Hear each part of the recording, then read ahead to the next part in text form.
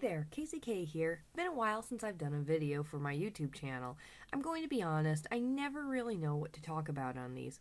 A lot of people talk about themselves or things they've been through, but the last time I used YouTube as a place to vent my frustrations over the goings-on in my life and the people in it, well, someone I knew found it and I still actually haven't gotten over what happened there. Needless to say, when you're paranoid that anyone will find you talking shit about them, you run out of things to ramble about. I mostly just keep my mouth shut and focus on my Mario Bros fan comic. Speaking of Mario Bros fan comics, something I like to do in my free time is I like to check out what other Mario fan comics are doing their rounds around Deviantart. I'm often my own worst critic on stories and art, but checking out what other people are doing and how different everyone else's fan works are from each other makes me feel a bit better. A little treat came my way recently in the form of a commission. The artist of one of the comics I've checked out, Lepouvoirduflan, and yes, I am probably going to say it like that every time because I'm not really sure how to say that name, approached me looking for a commission for one of their comics and maybe a bit of critique on it. Not only am I I'm just going to leave it there. Not only am I my own worst critic, I'm also kind of an asshole critic sometimes. The commission was based off of the comic of Lepouvoirduflan called A Mario Story, A Hero Goes Down in Flames. It was a fun little romp I read through a while back while it was being uploaded to DeviantArt originally. The story focuses on Mario, who is being blackmailed by Bowser to be his minion, else something horrible happens to the captured Luigi. The tasks the Koopa King have him do start small, like capturing Princess Peach, escalating to worse things like destroying villages, or what is probably my favorite page, kill Toadsworth. FYI, I don't hate or dislike Toadsworth, but when a page is literally having me go out loud, oh no, he's gonna kill him. Oh no, he's gonna do that? Oh, he did.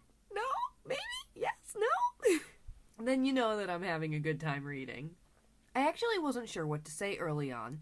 The line between an honest critique and tearing things apart is kind of thin sometimes, but here we go, I guess.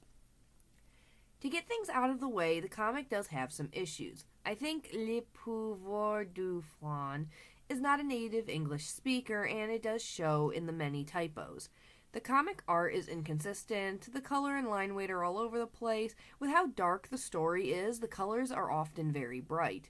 These could be used to accentuate the dark tone of the story. Those are probably the only really big negative things that I have to say about it. The thing is, though, these things, line art, colors, typesetting, these can be improved with time and practice. The story itself, I actually find fun in a grimdark, hot topic way.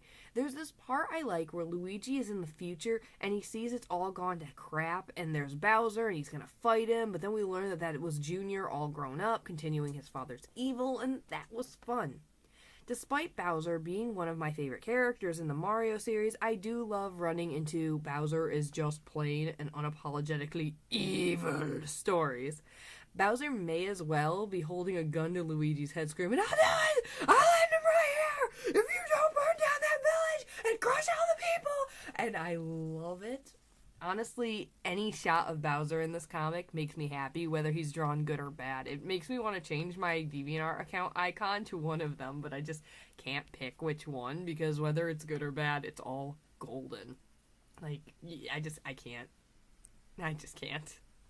There's a good story in here, too. The art and typos kind of just drag it down a bit. In a way, it reminds me of how the earliest version of One Punch Man had a good story, but kind of atrocious art. I know, One Punch Man got a new artist, not the same artist improving, but it's still things that can be learned and can be improved. That brings me to something I find very important. I honestly was going to avoid saying this because I think it comes off as very cop-out-ish, but as I said before, a lot of the things that drag this comic down are all things that can be improved upon, but this artist does have something: passion and drive to create comics. For every one page I'm uploading and putting in a DeviantArt group, they're putting in 3 pages. They just keep going and going, and A Hero Goes Down in Flames isn't their only work. They have a comic about Charles Martinet, the voice of Mario himself and others, being Alice in Wonderlanded into an adventure with the Mario Bros. That's funny. Along with plenty of other comics, they are constantly pumping out pages, and regardless of the quality, comics aren't the easiest thing to do. Without a passion for the medium, wouldn't someone just get bored or get tired of doing them? I definitely don't think someone without passion would finish an almost 100-page comic and an almost 50-page Mario fan comic and keep pumping things out. And those are just the Charles Martinet comic and A Hero Goes Down in Flames. This person has tons of comics on their DeviantArt page. Like, there's so many. Like, 100 pages. A Hero Goes Down in Flames. I'm a good talker. A Hero Goes Down in Flames is like 100 pages long. Like, that's amazing. Passion, for one, is something you can't just go to school and learn or buy in a jar at a supermarket. It's something that a lot of people wish that they had. I don't have a passion for writing. It's a slog to get through the scripting process of making comics. It's slow. I dislike doing it. But I have a passion to create comics, so it's something that I have to do. But to find someone who just has a passion to keep pumping things out like that, that's a hard thing to come across. Honestly, I think that their comics are worth giving a look to. They're pretty fun to read, especially the Charles Martinet one. That's like, I'm going to say that's my jam, because that is really, really funny, in my opinion. But I also really like The Hero Goes Down in Flame for its extremely dark atmosphere that makes you go, this is Mario! Look how dark this is! I mean, I shouldn't talk. I killed Bowser in Chapter 1 of the candle.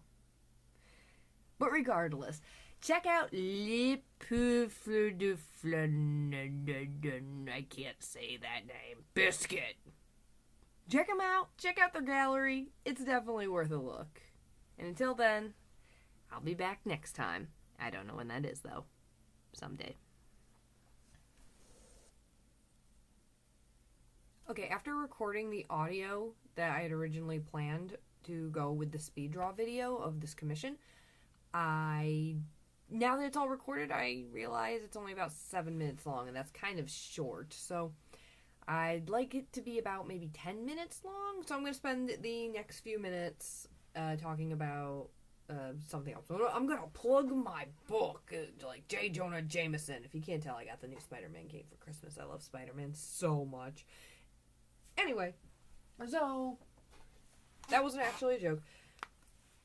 As I mentioned before, you can improve at making comics. None of this is scripted, by the way.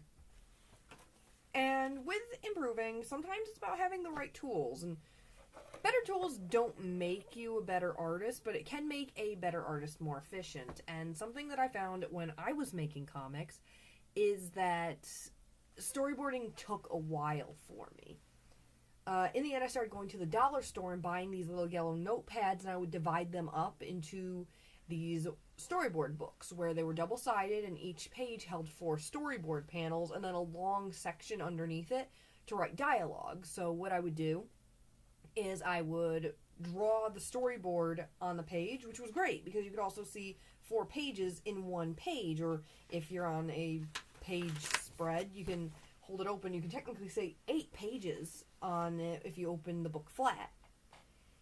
And so what would happen is that about a little over a third of the page is this big panel where you would draw the storyboards, and you put in the word bubbles and put a number down. And then you go to the big long section below it, and you write down the number that goes with the word bubble, and then write the dialogue that goes in it. And when I was experimenting with this, I did an entirely unscripted comic that ended up being about 24, I think, pages long. I'm looking at it right now.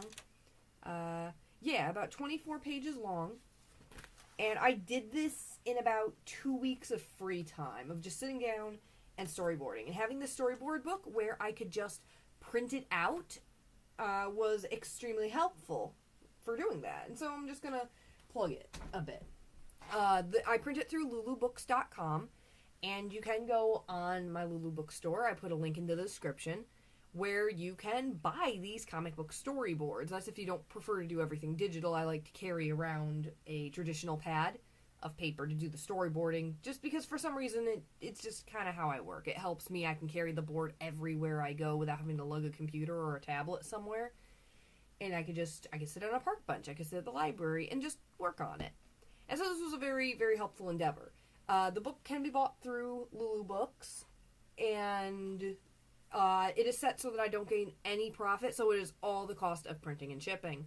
So I would recommend the medium-sized book personally, because the large book is big, but because they are spiral bound so that they lay flat, it's going to take more of a beating before you fill it up. And the small books, because they're smaller, are a little more flimsy, but if you're just doing one-shots, it's not bad. The big ones are 200 pages long. The small ones are, I think, 50 pages long, but each one has 4 cells per paper, or something like that. So, like, the 200-page one has 8 individual storyboard cells. And, yeah, so I just decided to take this time to plug that, because, you know, I'm sharing the love and the tools, because it's kind of good to share those. You know, like I said, I gain no profit, so, yeah, those are available, link in the description if you want one.